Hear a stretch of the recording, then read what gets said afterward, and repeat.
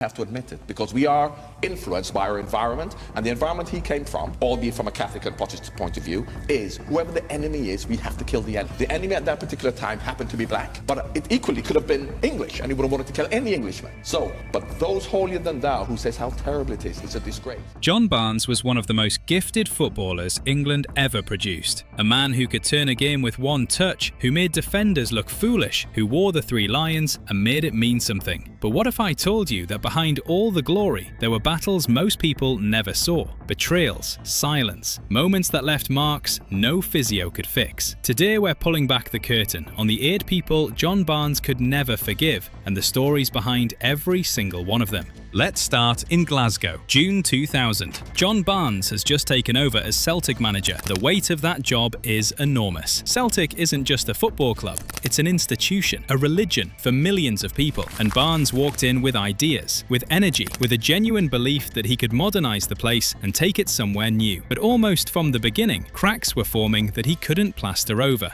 The first name on this list is Mark Viduka, and if you ask Barnes about his biggest professional disappointment as a manager, Viduka is the name that comes up. Here's what happened. Celtic were playing Inverness Caledonian Thistle in the Scottish Cup. On paper, this should have been comfortable. Celtic were one of the biggest clubs in Scotland, and Inverness were a lower league side. But the game turned into a disaster. Celtic were losing 3-1 at half-time, and the dressing room was a powder keg. Barnes needed everyone. He needed every senior player to come out for that second half and fight, but Viduka refused. He simply would not come back out. Whether it was injury, whether it was frustration, whether it was something more pointed than that, the public image of it was a star player sitting down while his manager was burning, and Barnes never forgot it. That's not just a footballing disappointment, that's a personal one. When a manager trusts a player with a starting spot, with a platform, and that player withdraws at the worst possible moment, that's a statement. It tells everyone watching, including the dressing room, the manager doesn't have full authority. And in management, once that authority cracks, it rarely heals. The headline the next morning was brutal. Super Cali go ballistic. Celtic are atrocious. One of the most famous back pages in British football history. Barnes was sacked shortly after, and Viduka, in Barnes's mind, was at the centre of it. But Viduka wasn't the only problem. Eyal Berkovic was supposed to be a solution. Barnes had brought him in to provide quality, lead by example in midfield, to be the kind of player who lifts a squad. Instead, Berkovic became part of the friction. His defensive work was non-existent, and his relationship with other players in that dressing room created tension that spread like a virus. Barnes had trusted Berkovic. He'd given him responsibility and a platform. But what he got back was a player who seemed more interested in his own game than the collective one. And when a dressing room starts fracturing along personal lines, a manager can't hold it together by tactics alone. Barnes felt let down, not just professionally, but personally. He'd backed these men, and they hadn't backed him. The Celtic chapter of John Barnes's life ended quickly and painfully. And while there were tactical questions, and questions about his coaching staff, and questions about the board, the foundation of it, in Barnes's own words, was players who weren't willing to fight for him when it mattered most. The resistance Barnes faced at Celtic wasn't just from the foreign imports, it came from closer to home too. Alan Stubbs was a senior player, experienced, respected in the dressing room, and very much set in his ways. Barnes came in with modern ideas, a different approach to how the game should be played and how a squad should be managed. And what he found was a quiet, stubborn wall. Stubbs didn't have a public falling out with Barnes. There were no headlines, no dramatic confrontations, but Barnes has spoken about the kind of resistance that's almost harder to deal with. The eye rolls, the lack of buy-in, the senior players who've been around long enough to know how to slow a manager's ideas down without ever directly saying no. That kind of resistance is corrosive. It sends a signal to younger players, tells them the new manager isn't really in charge, not fully. Barnes felt that Stubbs represented a wider problem, experienced men protecting their comfort zone and refusing to evolve. And for a manager trying to build something new, that's not just an inconvenience, it's sabotage in slow motion. Now let's move to a name that carries even more weight, Graham Souness.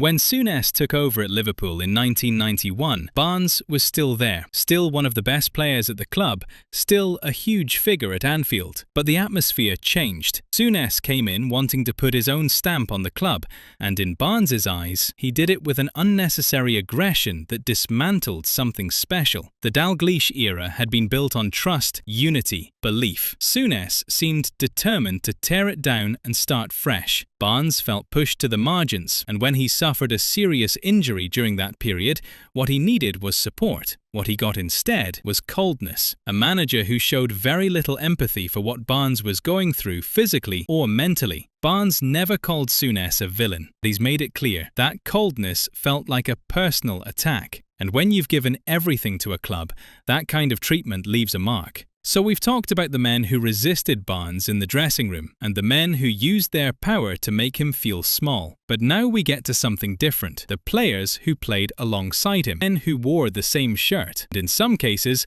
men he genuinely respected. Because sometimes the deepest disappointments don't come from enemies, they come from people who were supposed to be on your side. Glenn Hoddle. Even Barnes would tell you the man was extraordinary, one of the most technically gifted players England has ever produced, a player who could do things with a football that most people couldn't even imagine. Barnes admired that, he really did. But admiring someone's talent and trusting them as a teammate are two completely different things. Barnes felt that Hoddle played for himself. Not in an obvious dramatic way, in the quiet, consistent way that a certain kind of genius operates. On the pitch, Hoddle's first instinct was to find the brilliant solution, a killer pass, a moment of individual magic. And sometimes that meant the team moved around him rather than with him. Barnes felt that disconnect sharply, especially in the England midfield, where understanding and sacrifice matter more than almost anything else. Now here's why that hurt Barnes on a deeper level. When you're one of the only black players in that England squad, when you're already carrying the weight of representation,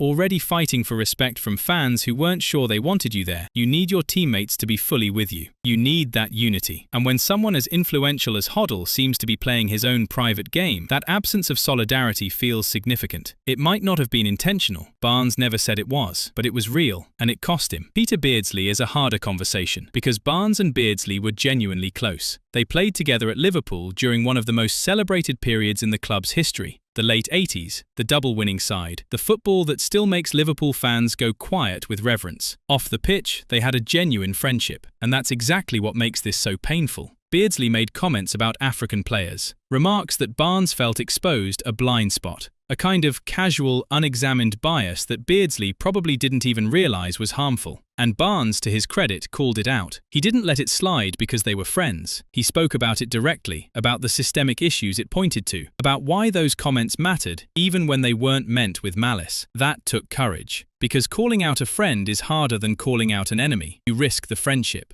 You risk being told you're too sensitive, that it was just a joke, that you're imagining something that isn't there. Barnes knew all of that, and he said it anyway. The tension that followed was real, and it pointed to something Barnes understood better than almost anyone in English football. That racism doesn't always look like hatred. Sometimes it looks like a friend who just doesn't know any better. And sometimes that version is even harder to deal with, because there's no villain to point at, just a wound that doesn't quite make sense on the surface. Now we need to talk about 1988, because there's a moment from that year that sits at the center of everything we've been building toward. England were playing a match, and someone in the crowd threw a banana at John Barnes. And Barnes, in one of the most iconic images in English football history, simply backheeled it off the pitch. Cool, composed, like it was nothing, like he'd done it 100 times before. But it wasn't nothing, it was everything. What makes that moment so painful isn't just the banana, it's what happened in the aftermath. Barnes looked around at the teammates who were supposed to be standing with him, and what he found was laughter, jokes, the banter defense. Grown men treating one of the most degrading things you can do to another human being as if it was just a bit of fun. Nobody stood up. Nobody said, "This isn't acceptable. This isn't funny. This is wrong." Barnes had to carry that moment alone. He had to swallow it, process it, and then go back out and play football for a crowd that contained people who hated him for the colour of his skin. And he did, because that's who he was. But think about what that silence actually means. These weren't strangers. These were men he trained with every day. Men who knew how good he was, who'd seen him work harder than most, who'd benefited from his creativity on that same pitch. And when the moment came, when it actually mattered, they chose the easy path.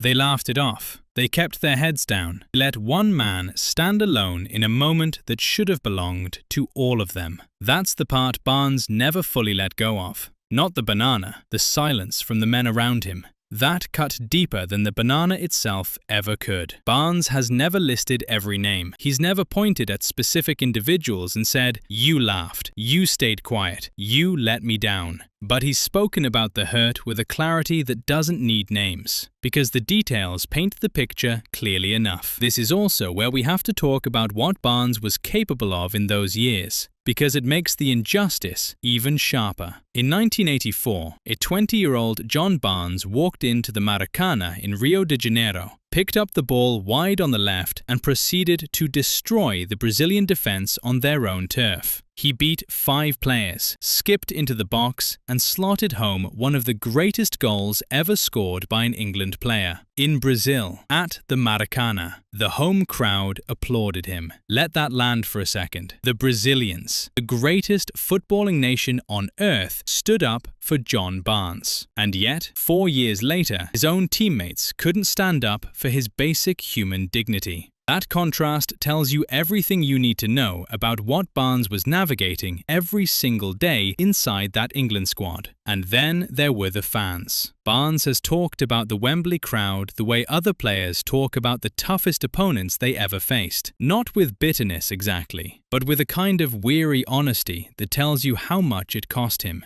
Because these weren't rival supporters. These were England fans, his fans, the people who were supposed to be behind him. They weren't. From almost the beginning of his international career, a section of the Wembley crowd made their feelings clear. They booed his first touch. When England lost, Barnes was the reason. When Barnes had a quiet game, they'd already decided he wasn't trying, and when he had a brilliant game, which was often, they found something else to pick at. He could never quite win with them. There was always a reason to be against him. Think about what that means in real terms. This is a man already absorbing racial abuse from opposition fans and the wider public, already fighting for his dignity in dressing rooms where people laughed at the wrong things, already carrying the weight of being one of the only black faces at the top level of English football. And on top of all of that, he had to walk out at his own national stadium and hear his own supporters boo him. Barnes never crumbled publicly, never threw his shirt down, never pointed at the stands, never gave them the satisfaction of seeing him break. That composure came at a cost. You don't absorb that kind of hostility for years without it leaving something behind. A quiet anger, a permanent awareness that no matter what you did or how well you played, a portion of the people watching would never truly be for you. He was technically the most gifted player on that England pitch for much of the late 80s, and they booed him. That's not just unfair. It's a specific kind of cruelty, the kind that dresses itself up as opinion, as football talk, as just the way fans are, but Barnes knew what it really was, and so do we. So what do we take from all of this? Because this isn't just a list of grudges, it's a portrait of a man who had to fight on too many fronts at once, against racist fans, against a cold manager, against players who wouldn't commit, against teammates who laughed when they should have spoken up, against a system that never fully made room for him. And through all of it, he kept going, he kept playing, he kept talking honestly about what he experienced, long after he could have just stayed quiet and let the legend do the work. That matters. Barnes could have built a comfortable retirement on goals and trophies and warm memories. He chose to keep telling the truth instead. And the truth is uncomfortable because it forces you to look at English football and English society and ask some hard questions about what was really going on behind the scenes during that golden era. For younger fans watching this, and this part is important, the lesson isn't that football is evil or that every dressing room is toxic. The lesson is that silence has a cost. Every teammate who laughed instead of speaking up made Barnes's burden heavier. Every senior player who resisted change instead of embracing it made a manager's job harder. Every fan who booed, instead of cheered their own player, sent a message about who belonged and who didn't. You have more power than you think. In dressing rooms, in classrooms, in workplaces. The moment when someone needs you to stand up is the moment that defines what kind of person you are.